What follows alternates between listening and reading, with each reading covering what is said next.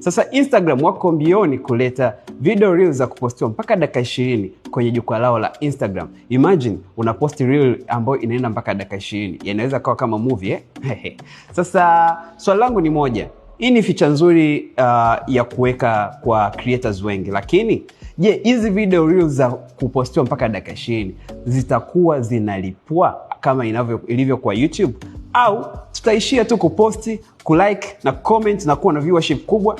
Sasa yapi maoni yako wewe kama content creator juu ya swala hili ambalo Instagram wako mbioni kulileta hivi karibuni? Niambie unawaza nini wewe kama creator. Ni sawa kuleta swala hili au tuendelee kufocus na YouTube ili kupata viewers wengi na malipo ya kutosha? Sasa Instagram wako mbioni kuleta video reels za kupostiwa mpaka dakika 20 kwenye jukwaa lao la Instagram. Imagine unaposti reel ambayo inaenda mpaka dakika 20. Inaweza kawa kama movie Sasa swali langu ni moja. Hii ni feature nzuri ya kuweka kwa creators wengi, lakini je, hizi video reels za kupostiwa mpaka dakika 20 zitakuwa zinalipwa kama ilivyo kwa YouTube, au tutaishia tu kuposti, kulike na comment na kuwa na viewership kubwa?